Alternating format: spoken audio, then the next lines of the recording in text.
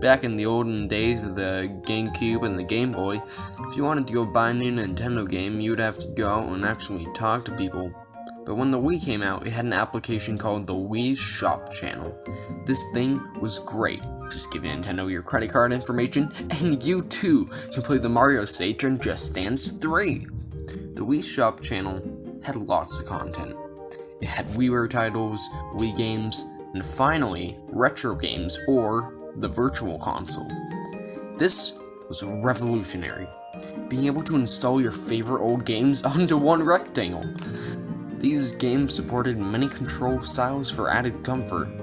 I personally didn't play many games from the Wii Shop, as I was a stupid kid that didn't know what a credit card or a Wi-Fi connection was.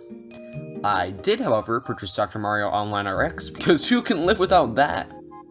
Now, Nintendo also had a version of the online store for the Nintendo DSi. Can you guess what it was called? There weren't nearly as many games for the DSi shop, and as far as I know, they also removed the Virtual Console from the system, which kinda sucked at the time, as the DSi was a model that removed the GBA slot. But the general quality of the DSiWare was fairly good. You have some big hitters like Flipnote Studio, but you also have Mario Clock and Calculator. As with the Wii, I was a small kid when I first got a DSi, but I actually used it for years. So, I actually got some free DSiWare games. But both of these services closed down in 2017, and you can no longer buy anything. But who cares? I still listen to the music and look at those shutdown notices. I didn't own a 3DS or Wii U as a kid, so this is going to be some new territory for me.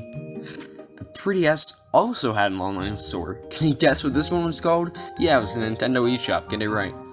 This store was basically the Wii Shop, but fit for a 3DS. It brought back the Virtual Console, but this time, it actually had some handheld games.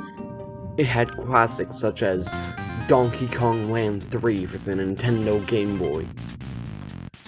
It also let you buy DSiWare games and some cheap digital-only games made for 3DS, which could be called 3DSware if you were stupid or something. Who cares about all of that? This has a sequel to Kirby's Epic Yarn on the Wii! Now, obviously, Nintendo wasn't stupid, and so they said, yeah, of course, if we open a Virtual Console shop on our new home console, we'll make loads of money. Taking a look at the Wii U sales numbers, I think that we can tell they did not.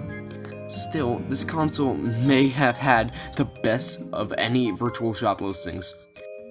The Virtual Console only had some mainstays, such as the SNES and the NES, but it brought handheld games to home consoles by adding Game Boy Advance and DS games. As with the 3DS eShop, it didn't really have Aware, just kinda digital games. Again, like the 3DS, it was more of an option to just buy digital games, and you still get the full experience.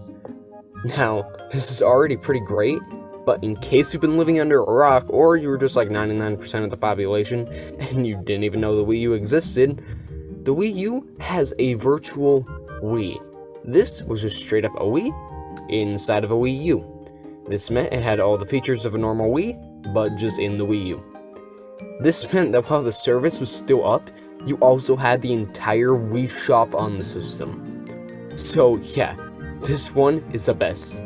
Thanks for coming to my TED Talk. Now, we do have one more store to go over. This is the newest one. This one is the one with the most used right now. This is a Nintendo Switch eShop. And it is so frickin' stupid. I normally highlight the Virtual Console of the stores, but this thing just doesn't have it. Sure, it has a bunch of old game compilations, but unless you want to play Pac-Man, or NES Mario, or Tetris, you are screwed. No N64 games, no GameCube, no Game Boy, no DSi. This thing just sucked. With the Wii, 3DS, and Wii U, they at least have backwards compatibility, but with the Switch, it doesn't even that, so the games played are even more limited. I say that, but the Switch eShop probably has the most games on it out of all of them. Not saying they're all good, heck, most of them aren't, but they are games. This is probably the one I've used the most. I bought plenty of games on it, and a large number of free games really helped when I first got a Switch and didn't have much money for games. With the vast number of Wii U games being brought over to Switch, that does kind of make up for the lack of backwards compatibility. But nothing makes up for the fact that this eShop doesn't have music.